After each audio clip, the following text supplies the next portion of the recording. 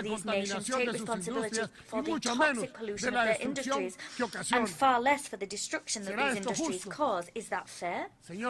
Mr. President, the serious threat posed by the consumption of drugs, particularly synthetic drugs, must be a source of grave concern to the international community. These drugs represent an invisible enemy that is affecting health and that is also undermining governance and hampering development in various countries. This organization must alter the way in which it broaches this issue.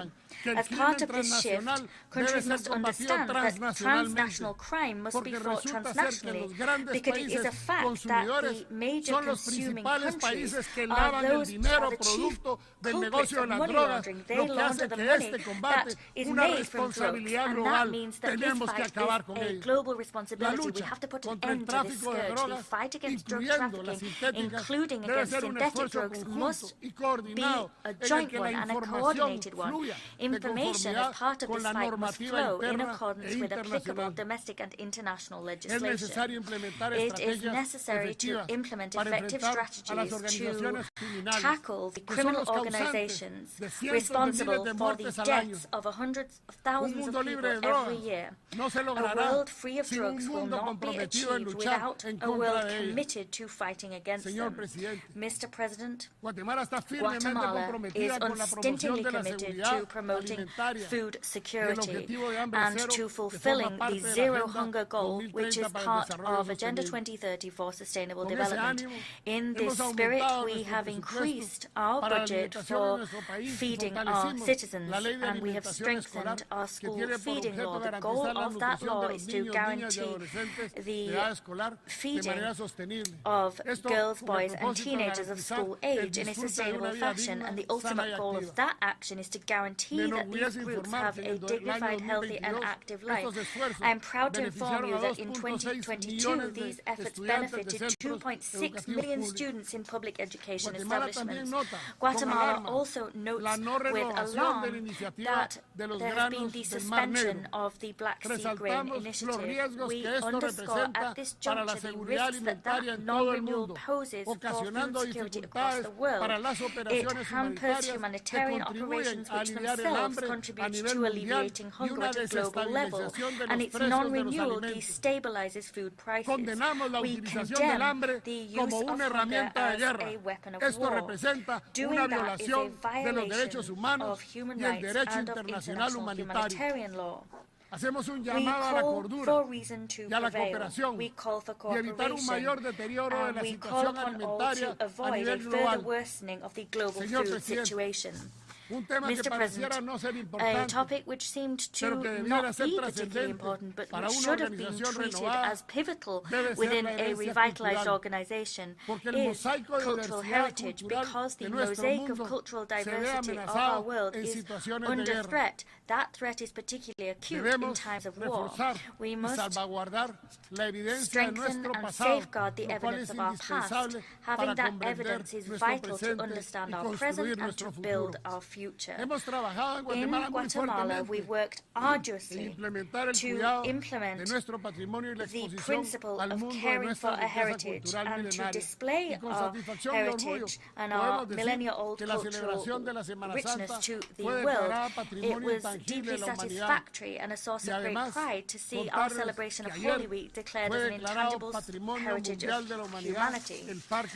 Moreover, I wish to share with you that yesterday the archaeological park Tacal-Abach was declared a global heritage of humankind, and that is considered to be the first city in which the Mayan civilization was born. As an old refrain goes, he who knows not his past does not have a safe future guaranteed. Mr. President, Guatemala has long distinguished itself as a country calling for the respect of the peaceful coexistence and the coexistence of international law and the respect of sovereignty as two principles. We've demonstrated that with deeds, and it's been demonstrated that we can settle differences via international justice bodies, and that's the case with our territorial, maritime and land dispute with Belize. Both countries are committed to resolving that peacefully and respectively, in line with any decision made by the ICJ. Dear friends, the goodwill between parties has been shown clearly between Belize and Guatemala, and that's an example of how you can peacefully resolve a dispute via international justice. And that pathway stands in stark contrast to international war brought about by the foolishness of human beings. Mr. President, Guatemala recognizes that one of the gravest and most alarming threats to life and freedom in our times is human trafficking. That is not only a despicable practice which violates human rights, but it's a real crime against humanity, one which violates the most fundamental values that we cling to as a community of nations. The trafficking in persons is a crime linked to slavery, bearing in mind that trafficking involves the buying and selling of human beings that should be able to live in freedom as part of a fundamental right to life. Consequently, in absolutely unequivocal terms, my country condemned this crime, and in this spirit we've adopted a series of legal and political measures to suppress that phenomenon. We have a public policy in place against the violence, exploitation and trafficking in persons that harmonizes and enhances state-level action to guarantee the protection of the victims of trafficking in persons as well as their comprehensive care. Moreover, our laws promote the prevention, detection, prosecution and punishment of those responsible for this abhorrent crime. In this same vein, we have a policy for the comprehensive protection of children and adolescents. That policy is focused on guaranteeing the holistic development of girls, boys and adolescents and ensuring that development is inclusive and equitable. That policy was adopted in 2022 and it now is an umbrella for 90 programs within the executive that aim to ensure development for the human beings from cradle to grave. Through these various initiatives, Guatemala is seeking to distinguish itself as a leader in the fight against trafficking in persons. We have made this our priority. It's a scourge that we want to halt, to bring in human dignity, because the numbers of persons trafficked are on the rise. I might remind you that the gross profit made by trafficking in persons exceeds the profit made by the international arms trade, and soon these profits will surpass those garnered by the illicit drug trade. Children are snatched from their homes, they're handed over to gangs that prostitute them, and then, once they cease to be fresh meat for those criminals, they are butchered and their organs are sold for transplants. We cannot remain indifferent and passive in the face of these horrific crimes. Mr. President, this is my last speech before this General Assembly as a head of state. And contrary to the supposed truths we've heard from this podium today, I will hand over power to the person who was elected as a result of who will be elected in the elections on the 14th of January. The elections we've already seen were rooted in unnecessary international involvement. That involvement and interference was unnecessary because our democracy is not perfect, but it has been a democracy which has allowed us to have the peaceful handover of power and respect of the Constitution. And we have a continent where some presidents fight to stay and cling to their jobs, and they allow re-elections which go against their own constitutions, but we have remained faithful to our Constitution and the principle of democratic handover every 4 years. I now wish to conclude. The United Nations is facing the greatest challenges of its time. We have challenges in front of it which require us to be strong. We need to remain united. We need to 45 years old and still hatching up something new. New Hatch Chili Smoked Pulled Pork, only at Taco Cabana. A major international covenant, a covenant which moves beyond differences, goes beyond colors, which does not, which goes beyond countries and national borders. This covenant needs to place human beings at its heart. Citizens need to be the front runners. People and protecting them should be our ultimate goal. We need to halt wars. That seems a pipe dream today. Today, we have a major imperative to heed. But whatever you may believe, let us fight for peace. Wherever you may be, let us fight for peace. Whatever your situation, let us fight for peace. If we don't do that, we'll one day wake up and we'll have been invaded or killed by others. That's why we must stand united. We must strive so that one day we can, as citizens of the world, wake up in a climate of peace, progress and development. I thank you.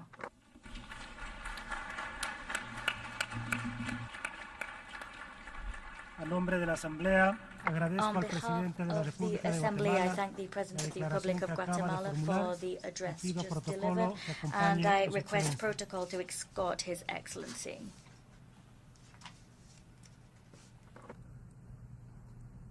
La Asamblea escuchará ahora The Assembly will now hear an address by Her Excellency Katalin Novak, President of Hungary.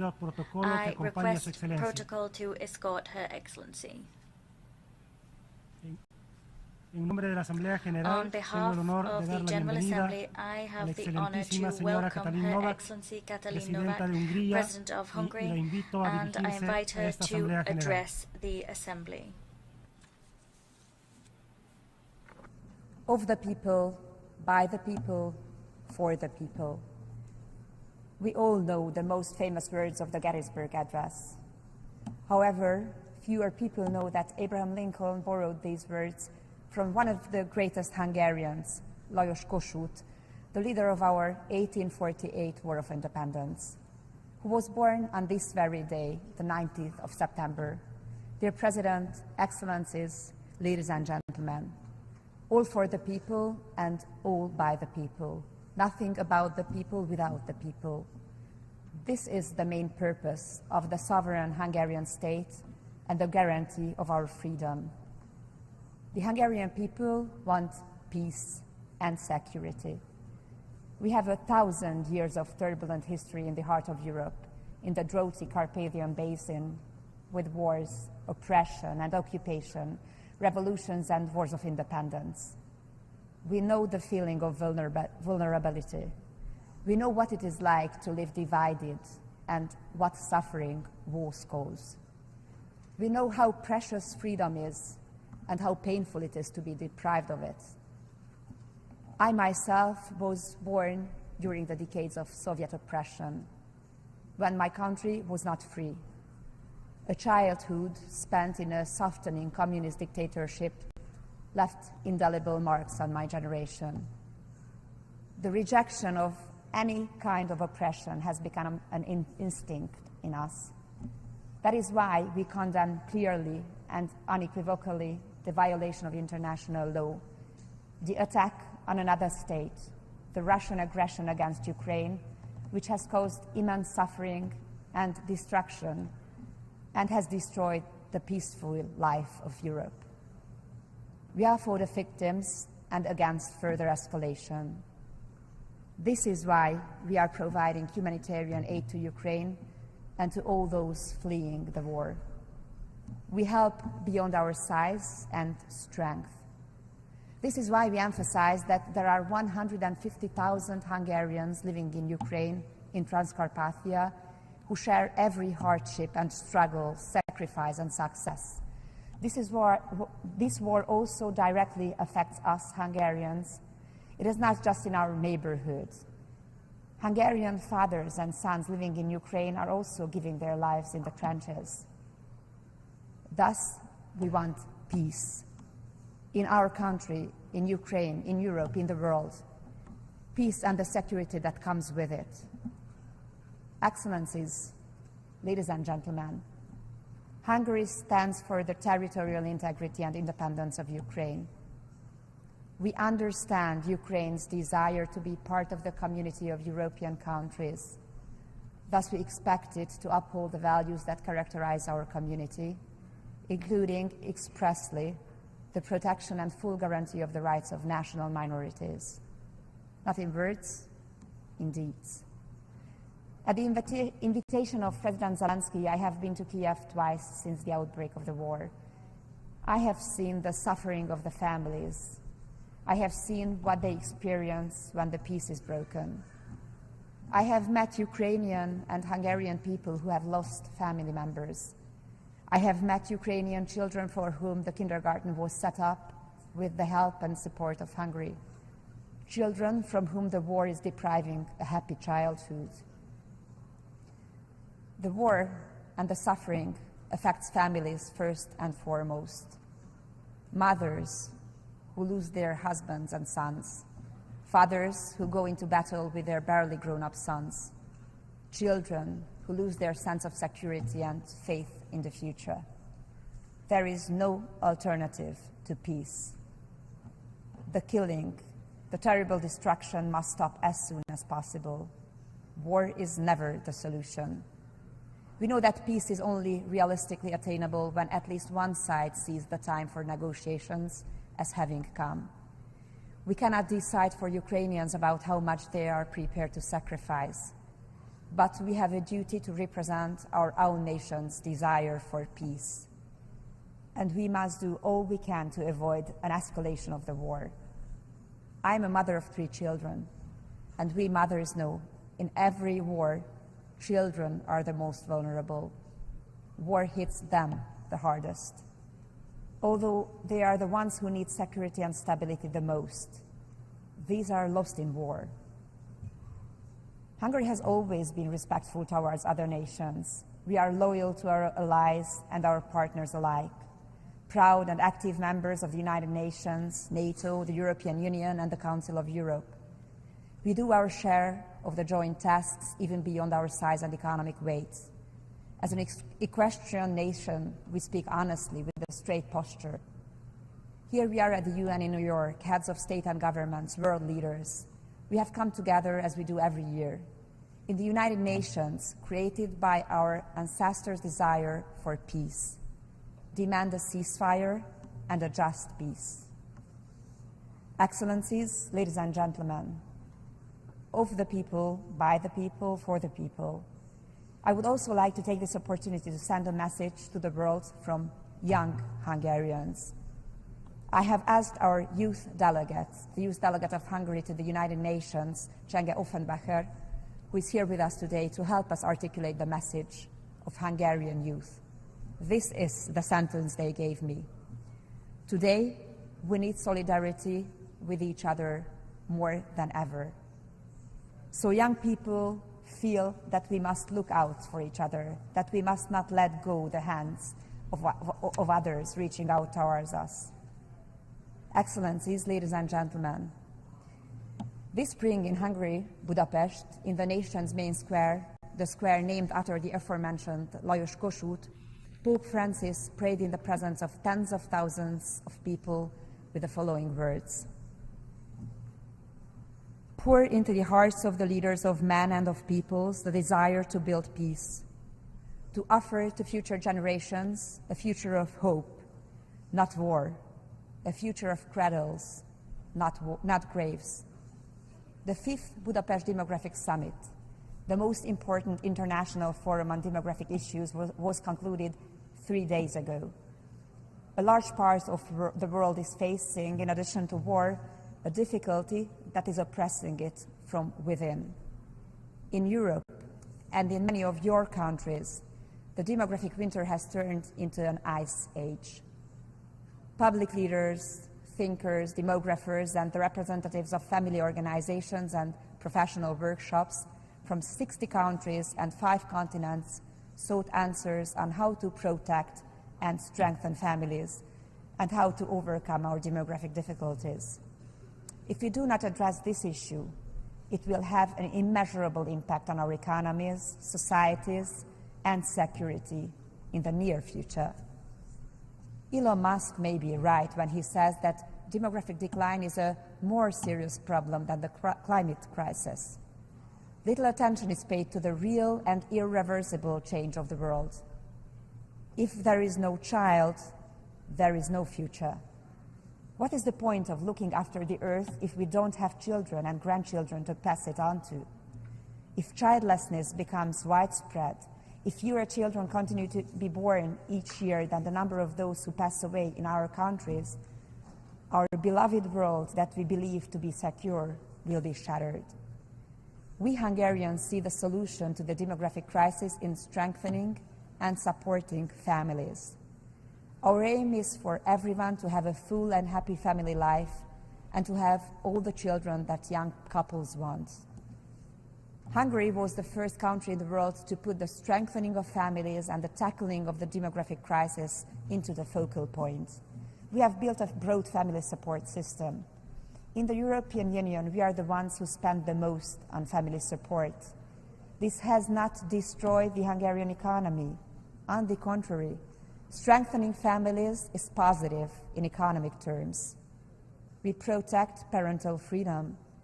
We strongly believe that the right to raise children does not belong to the state, nor to NGOs, nor to the media or the knowledge industry, but to parents.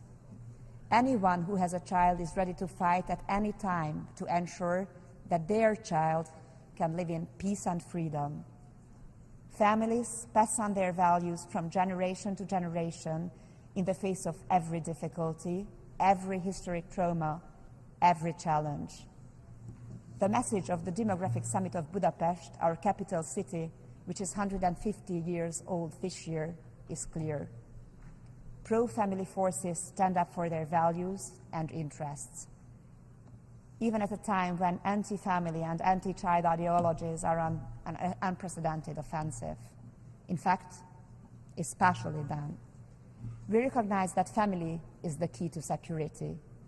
A strong, united, and healthy family is a guarantee of security. Thank you for listening.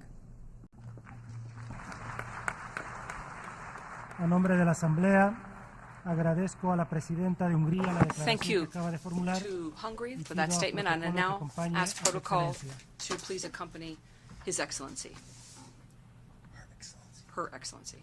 La Asamblea escuchará ahora The Assembly will now hear an address by His Excellency Alain Berset, President of the Swiss Confederation. I request protocol to escort His Excellency. En nombre de la Asamblea General, on behalf of the General Assembly, it is my honor to welcome His Excellency Alain Berset, President of the Swiss Confederation, and I invite him to address the Assembly. Monsieur le Président de l'Assemblée Générale, Monsieur le Secrétaire Général des Mr. Nations Unies, President Mesdames of the et General Messieurs, Assembly, Mr. Secretary General of the United Nations, ladies and gentlemen, Excellencies, we are in a period marked by a succession of crises, by an increasing number of major conflicts in a world full of tension. The challenges that we're confronted with are significant, very significant, and I do think, however, that our mindset and our attitude in terms of tackling them are unwavering. Are we ready to do everything that we possibly can to try to improve the situation? Well, we need to do so in order to combat together various crises, the climate crisis, wars, social conflicts, growing inequalities, and also the weakening of democratic institutions and the ongoing erosion of of multilateral structures and multilateralism. Your Excellencies, almost everywhere, protectionism and self-centeredness and looking inwards are making progress, but we know that these things and threats and violence have never provided the slightest solution to problems and inequalities in the world. It's true that we can all see this clearly. We are going through a crisis, most probably the most significant one since the end of the Second World War. The Russian Federation, by launching a war of aggression against Ukraine, has attacked not only a peaceful country, but also has attacked international law and also multilateral structures. What is specific is that this aggression was action taken by a permanent member of the Security Council of the UN, which, according to the UN Charter, nevertheless shoulders the primary responsibility for the maintenance of international peace and security. Et aujourd'hui, nous devons le rappeler, eh bien, les principes essentiels sont inscrits dans la Charte des Nations Unies et nous devons évidemment veiller à remplir le mandat qui nous a été confié dans ce cadre. Ce que nous savons aussi dans ces situations, c'est que ce sont les États les plus pauvres, ce sont les États et les régions les plus fragiles qui souffrent le plus si notre confiance dans le système international devait faiblir. J'ai mentionné la Charte des Nations Unies, qui est une pierre angulaire du droit international public, et cette année, il y a le 75e anniversaire de la Déclaration universelle des droits de l'homme, qui est une occasion unique de réaffirmer ce qu'était le consensus mondial qui a été incarné par cette déclaration, un moment clé pour unifier et pour renforcer la communauté internationale. Oui, les Nations Unies sont le fondement d'une collaboration pacifique et d'une confiance mutuelle entre les États. Je crois qu'il n'y a pas de doute, ces défis ne peuvent pas vraiment être surmontés par des initiatives isolées. Notre action doit être commune et doit être collective. Pensons par exemple à la lutte contre les inégalités. Les institutions multilatérales fortes sont essentielles pour combattre les inégalités qui s'accroissent malheureusement toujours dans les crises. Le changement climatique exacerbe aussi les inégalités sociales et économiques. Ce sont des inégalités qui explosent non seulement entre les pays, mais également à l'intérieur de nos pays. Qu'il s'agisse des inégalités sociales, de genre ou de disparités économiques. J'ai été frappé de relire récemment qu'au cours des 20 dernières années, l'écart de revenus entre les 10% les plus riches et les 50% les plus pauvres a doublé. Et frappé aussi de relire récemment qu'aujourd'hui, les inégalités sont aussi grandes au début du XXe siècle, avant la Première Guerre mondiale. Ce sont des inégalités qui affectent toujours de manière disproportionnée celles et ceux qui sont déjà les plus vulnérables dans nos sociétés, encourageant ainsi les instabilités et le populisme, et conduisant à une perte de confiance envers la démocratie et envers les institutions. Donc, cette fragilité nous menace toutes et tous sur le plan intérieur dans nos pays, mais également sur le plan international.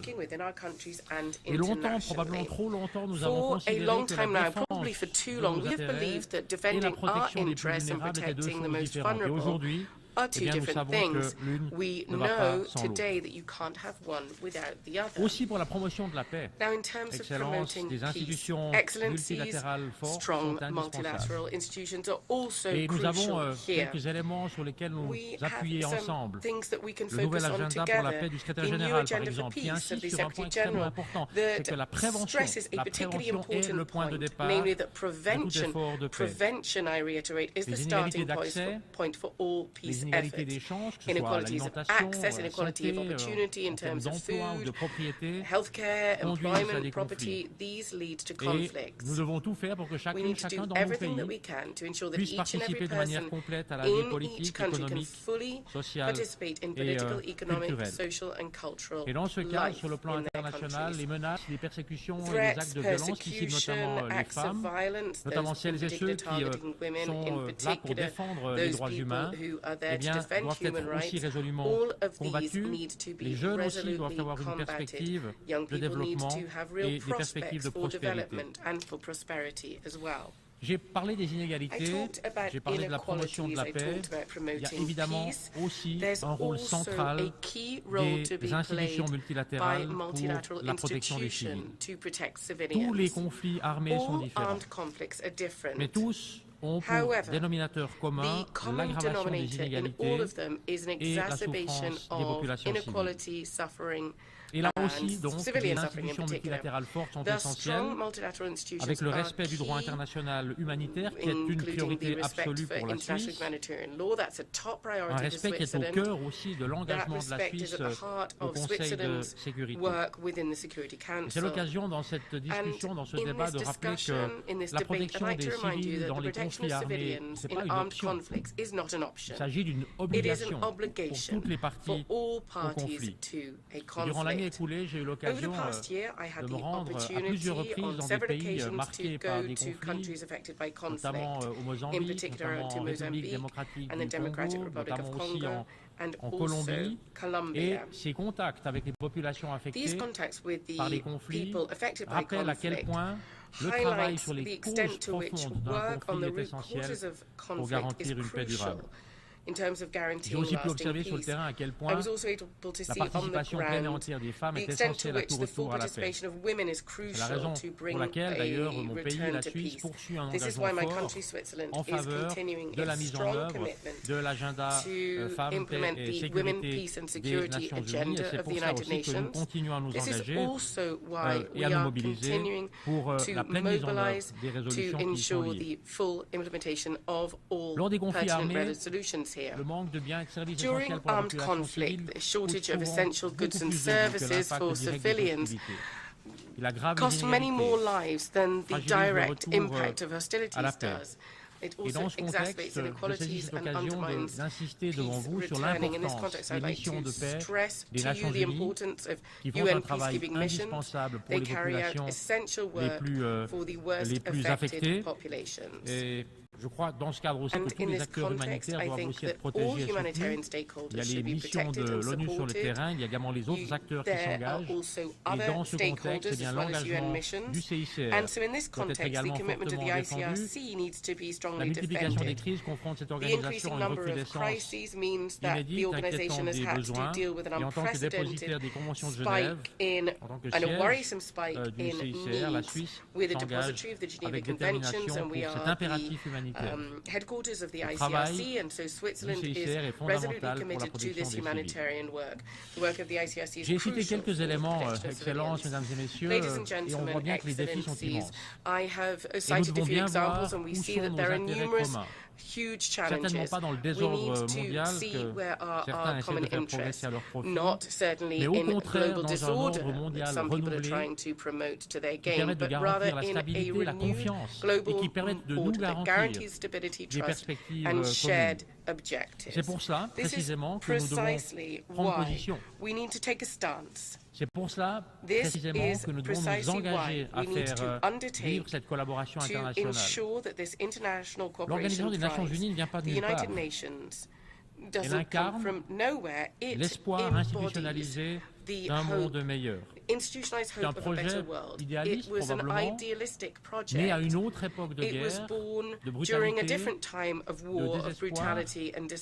qui repose sur la conviction que de coopérer sur le plan international est indispensable, qui repose sur la conviction que le monde ne sera meilleur que si toutes et tous nous nous engageons à assumer nos responsabilités, et qui repose sur la conviction que, à la fin, that ultimately what unites nations and what unites people is much, much stronger than that which separates them. This should make us optimistic in a period where there's a lot of pessimism. But this should encourage us not only to strengthen but also step up our work together at the global level. With this General Assembly, we have a unique opportunity, a rare opportunity to come together to display trust and together to prepare for the Summit of the Future in 2024, to strengthen cooperation on key matters, to address any shortcomings in global governance, and to reaffirm existing commitments. This is in particular the case for the 2030 Agenda. It is very interesting to be able to participate in the discussions yesterday. And the SDG Summit that did indeed take place yesterday should give us an opportunity to breathe new life into this agenda, because it is nothing less than our shared roadmap for a better future for us all. Let us show responsibility and solidarity to build a fairer, more egalitarian world for not us so much, but for those who are going to come after us, the future generations. And we must say this is a responsibility that we have to shoulder. It can't be delegated. This is our responsibility. Thank you.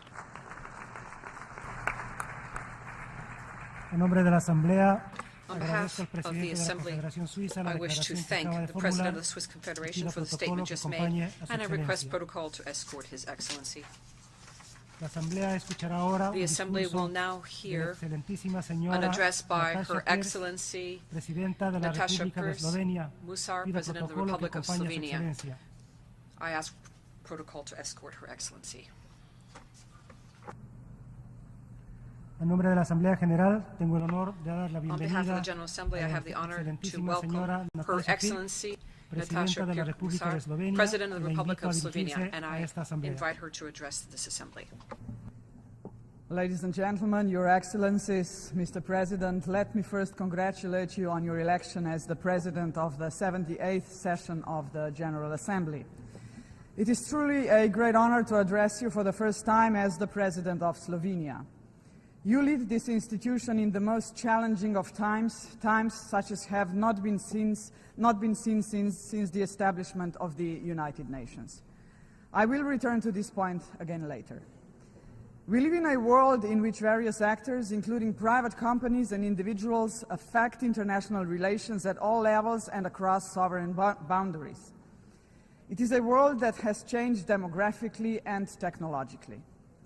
It is a world in which human dignity is still not guaranteed for all and is increasingly challenged for the most marginalized and vulnerable people. It is a world with a set of normative commitments, including legally binding treaties, which are not being implemented. It is a world where there are many wars, deadly conflicts, aggressions against states, and the suffering of many civilians who fear for their lives or are affected by the socio-economic destruction caused by conflicts. It is a world that has not universally recognized the seriousness of the climate change unfolding before our eyes. It is a world that lacks global solidarity for the implementation of the development goals that we all have committed to. It is a world that needs the United Nations with a reformed, representative Security Council that will be able to respond to all of the mentioned challenges effectively and in an adequate and fair manner. We should tackle these challenges as one.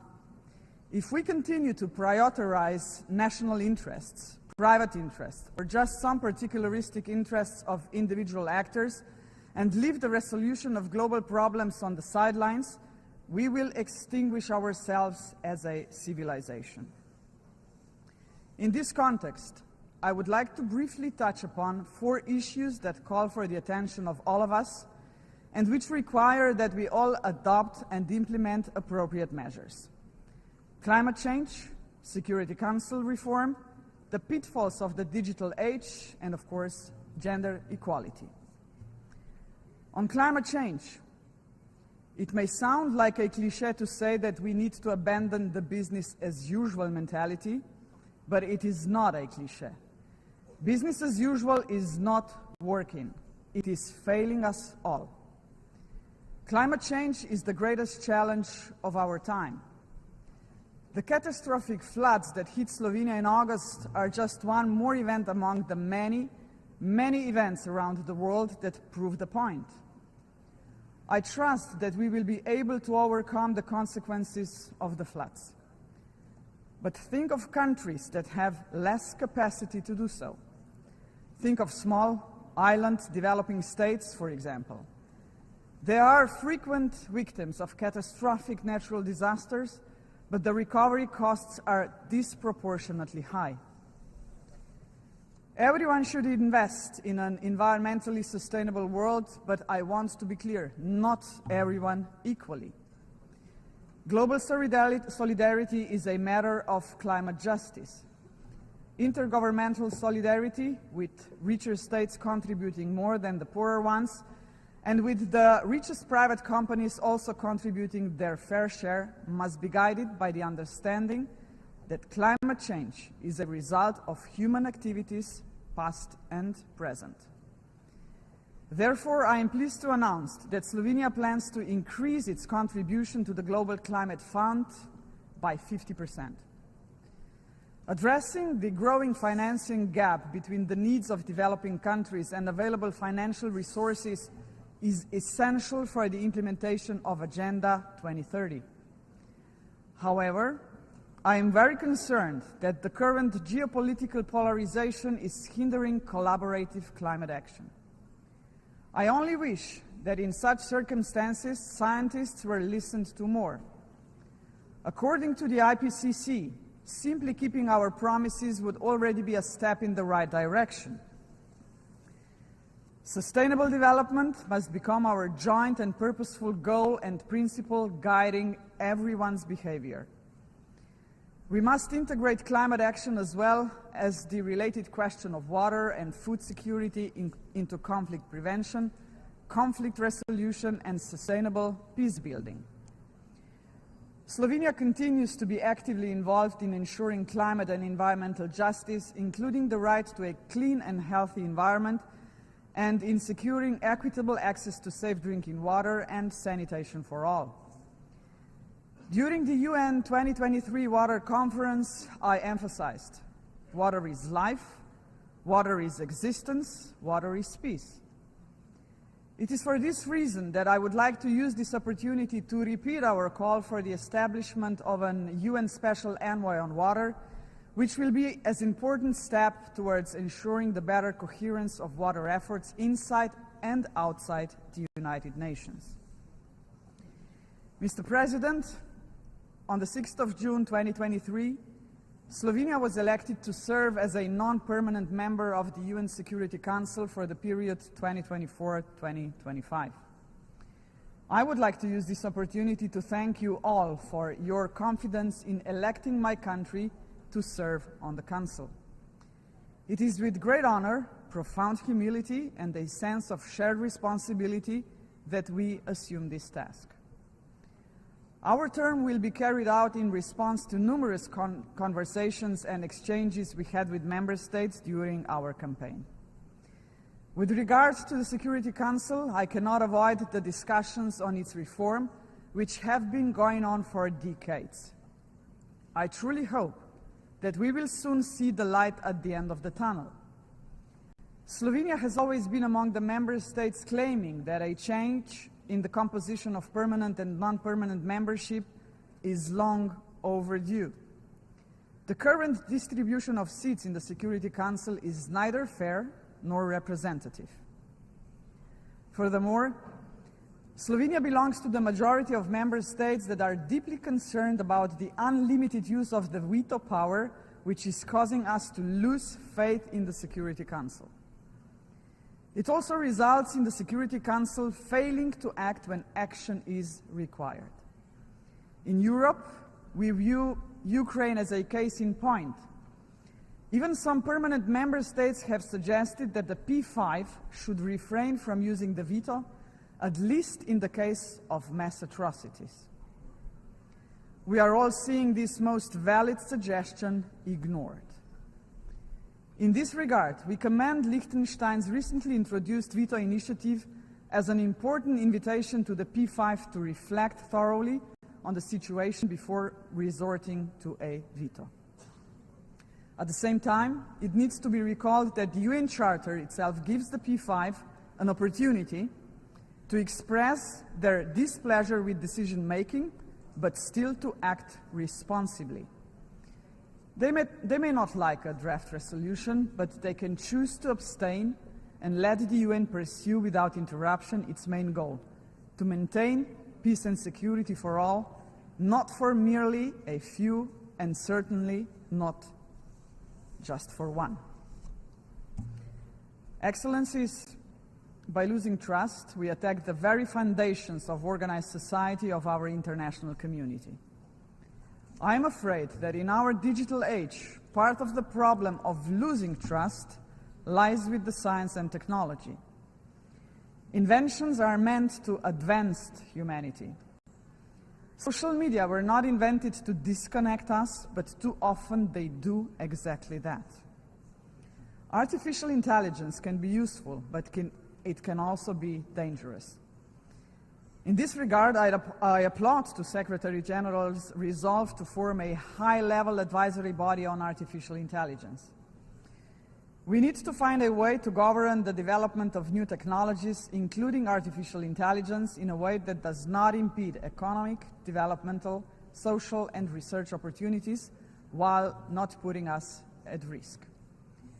A human-centric and human rights-based approach to the full life cycle of technologies, comprising their design, development, and application, as well as decline, should be the answer.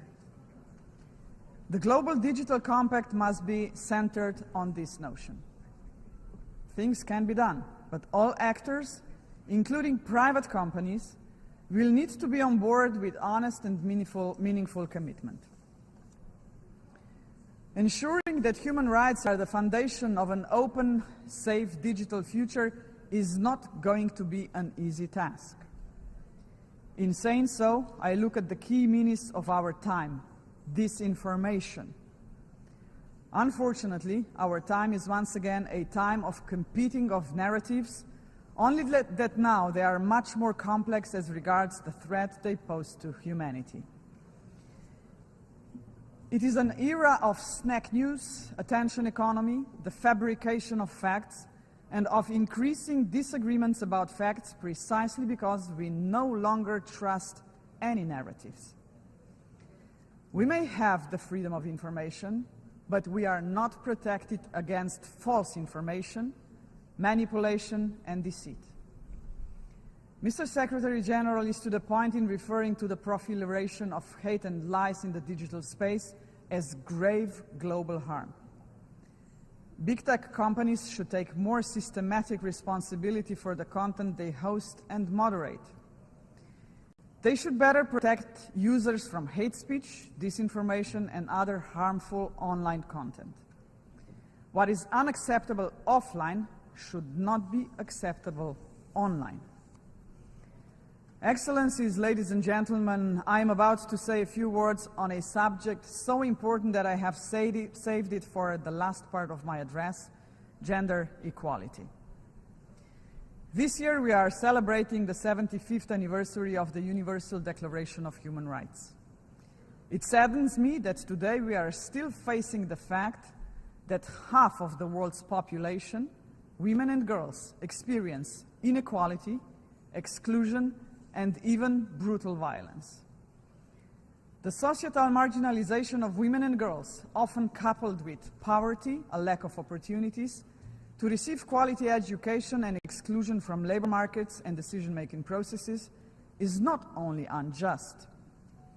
It also results in a monumental waste of potential for our societies. To ensure dignity for everyone, including women and girls, we all must pursue this goal, whether in the West or East, the North or South, or anywhere in between. We should start at home, also in our United Nations home. In this regard, I would like to recall an outstanding detail that illustrates the need to take SDG goal number 5 very seriously. Namely, that it will take 140 years to achieve the equal representation of women in leadership positions in the workplace. This is simply unacceptable. The Secretary General agrees. The achievement of women's full, equal, and meaningful participation in political and public life is part of his new agenda for peace. That is why I am very much in favor of initiatives to achieve this objective, including within the framework of the United Nations. On this particular point, I'm thinking of the initiative from the group of women leaders, Voices for Change and Inclusion, concerning the alternation of the gender of the presidency of the UN General Assembly. Mr. President, you are presiding over an assembly of the most important global institution.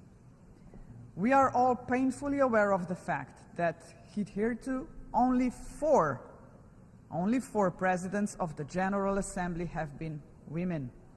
Only 4 in its entire history. 74 were men. We should live up to our own declarations on gender equality and materialize them in the work of the General Assembly as well. This would be a vivid and symbolic way of demonstrating our joint commitments. Excellencies, as I leave this podium, I would like to reaffirm the need for multilateralism. This needs to be a different type of multilateralism, one that is effective and inclusive, making the UN an actor and a forum fully fit for the future. The most pressing challenges today, and I have elaborated on some of them, cannot be addressed by individual states, no matter their size or power. This must be a collective effort, or our children and grandchildren will be affected much more than the generation of leaders gathered here. We must work towards a new global compact which needs to be principled, rise above particularistic interest, and be based on global solidarity. It needs to prioritize the protection of nature and human dignity. It also needs to have a long horizon. Slovenia is fully committed to contributing to the Pact for the Future, and we look forward to actively engaging in the upcoming summit next year. We must be ambitious, even if do not agree on solutions to all the emerging challenges. We need to use our power and resources to put all our collective efforts into action in order to solve them. Better, one by one, than none. Thank you very much, Your Excellencies and ladies and gentlemen.